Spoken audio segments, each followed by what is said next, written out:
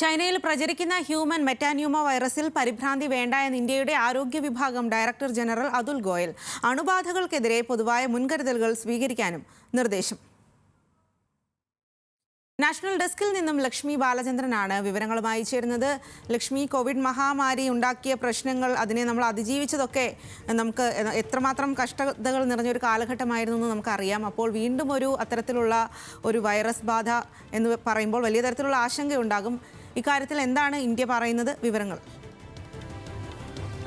സ്വാതി, ചൈനയിൽ പടരുന്ന വൈറസിൽ ഇന്ത്യ നിലവിൽ പരിഭ്രാന്തരാകേണ്ട ആവശ്യമില്ല എന്നാണ് നമ്മുടെ ആരോഗ്യ വിഭാഗം ഡയറക്ടർ ജനറൽ അതുൽ ഗോയൽ ഇപ്പോൾ അറിയിച്ചിട്ടുള്ളത്.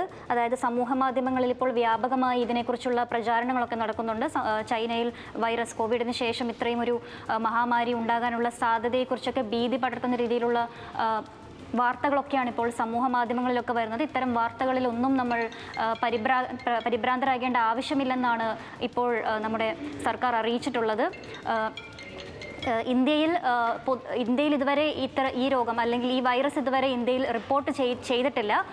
ഇത്തരത്തിൽ മഴക്കാല സംബന്ധമായി, ശൈത്യകാല സംബന്ധമായുള്ള ശ്വാസ തടസ്സ അസുഖങ്ങൾ മാത്രമാണ് ഇത്തരത്തിൽ ഇന്ത്യയിൽ ഇപ്പോൾ റിപ്പോർട്ട് ചെയ്തിട്ടുള്ളത്. അതൊന്നും വൈറസിൻ്റെ കാരണമാകാനുള്ള യാതൊരു സാധ്യതയും ഇപ്പോൾ കാണുന്നില്ല. ജനങ്ങൾ സാധാരണമായി ശ്വാസകോശ അണുബാധയുമായി ബന്ധപ്പെട്ടുള്ള സാധാരണ രോഗങ്ങളിൽ കൂടുതൽ ശ്രദ്ധ ചെലുത്തുക, കൂടുതൽ അതിൽ ശ്രദ്ധാലുക്കളായി ഇരിക്കുക എന്ന് മാത്രമാണ് ഇപ്പോൾ മുന്നറിയിപ്പ് തന്നിട്ടുള്ളത്. ഇന്ത്യ ഇതിൽ പരിഭ്രാന്തരാകേണ്ട ആവശ്യമില്ല.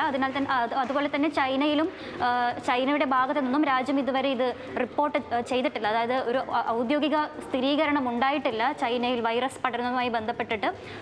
WHO, അതായത് വേൾഡ് ഹെൽത്ത് ഓർഗനൈസേഷനും ആരോഗ്യ സംഘടനയും ഇതുമായിട്ടൊരു ഔദ്യോഗിക സ്ഥിരീകരണം ഇതുവരെയും നടത്തിയിട്ടില്ല. അതിനാൽ ഇത്തരം സാഹചര്യത്തിൽ കൂടുതൽ പരിഭ്രാന്തരാകേണ്ടെന്നാണ് നിലവിലെ വിവരം. സ്വാതി. ശരി ലക്ഷ്മി.